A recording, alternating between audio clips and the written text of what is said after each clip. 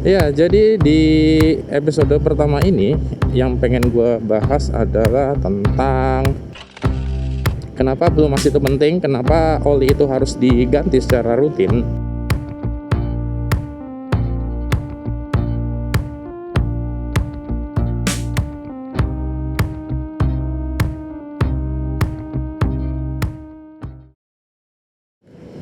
Oke guys, assalamualaikum warahmatullahi wabarakatuh. Jumpa lagi di channel YouTube gue. Dan di video kali ini gue ingin mengawali sesuatu yang baru ya. Gue mau membuat satu playlist atau satu segmen baru dengan tagline "Jangan Salah Jalan". Ya, jadi di playlist baru ini atau di segmen ini gue tuh mau buat konten yang isinya tentang edukasi. Ya, jadi konten edukasi yang pengen gue sampaikan di sini maksudnya adalah seputar kendaraan ya. Baik itu cara maintenance kendaraannya ataupun cara berkendaranya ya dan lain sebagainya. Intinya seputar kendaraan, dan di sini gue juga mengajak kalian untuk berkolaborasi. Nantinya kalau kalian punya inputan atau masukan hal apa yang mau dibahas seputar berkendara atau kesalahan-kesalahan pengendara pada umumnya, silakan tulis di kolom komentar. Sekaligus mengawali segmen ini menjadi episode pertama juga. Jadi hal yang paling sering atau kesalahan yang paling umum itu adalah masalah servis rutin. Ya, seperti yang kalian tahu ya, mungkin banyak di sekitar kalian atau di sekitar gue juga ya, itu orang-orang yang memiliki kendaraan atau komuternya itu menggunakan kendaraan baik roda 2 atau roda 4, tapi tidak melakukan servis secara berkala atau minimal itu ganti oli secara rutin.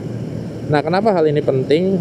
Ya karena sifatnya oli itu sebenarnya cuma dua ya, mendinginkan dan melumasi ya. Nah, ini bagian yang paling krusial, ini masalah pelumasan.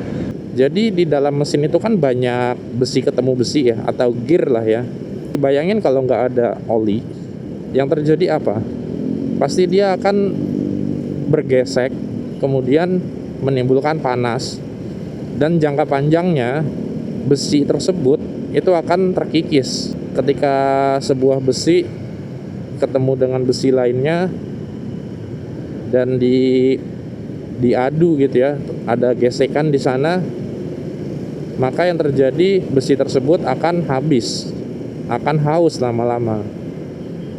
Nah, otomatis proses itu yang perlu dicegah atau diantisipasi.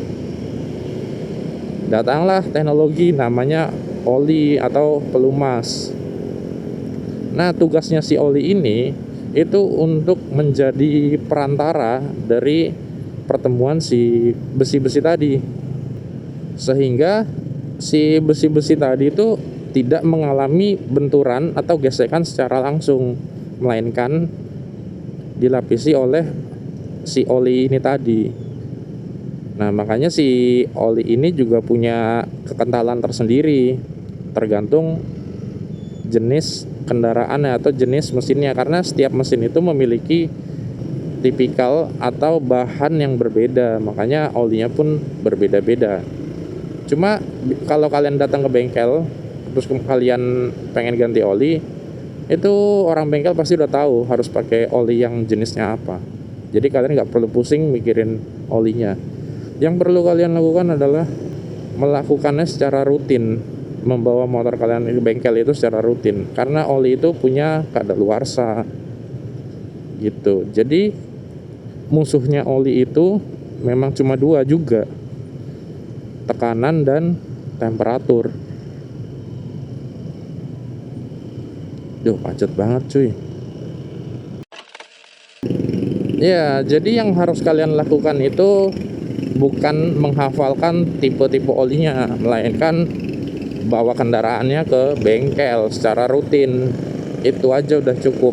Kalau kalian nggak mau belajar tentang jenis-jenis oli, nggak apa-apa. Karena oli itu punya kadaluarsa ya, atau ada usia pakai.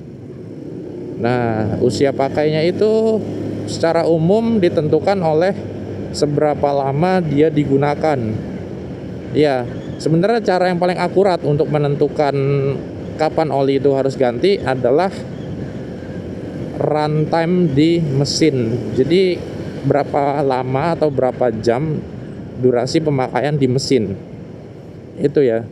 Tapi karena mengukur runtime itu susah, atau jarang ya ada motor atau kendaraan yang punya runtime atau berapa jam sudah nyala. Nah, makanya dikonversi menjadi ke kilometer atau jarak tempuh, dengan asumsi ya kalian nyalain mesin itu memang untuk berkendara gitu, nggak untuk didiemin kayak genset ya gitu. Makanya kalau di genset atau mesin yang tidak bergerak itu ngukurnya menggunakan runtime.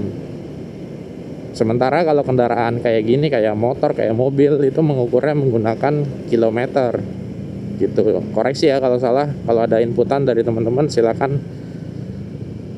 Nah, makanya setiap oli itu punya spesifikasi juga.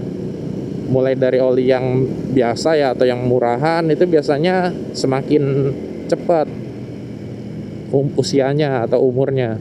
Nah, sementara oli-oli yang mahal itu biasanya tertulisnya itu akan lebih panjang. Cuma kalau saran gua, apapun olinya, kalian harus tetap rutin menggantinya secara berkala ya.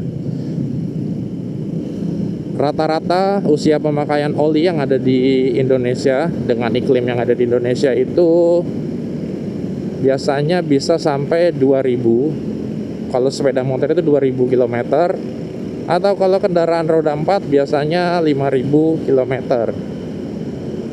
Terus kalau ada yang nanya, loh kok kalau di buku panduan itu bisa sampai 10.000 kalau mobil ya, kalau motor mungkin bisa sampai 5.000 atau 6.000 ya. Di buku panduan itu memang selalu lebih tinggi, atau ya dia batas atasnya ya. Cuma beberapa ahli atau beberapa orang yang sudah melakukan uji coba, kalau mengikuti buku panduan itu dengan produk oli-oli yang ada di Indonesia, itu akan kelamaan.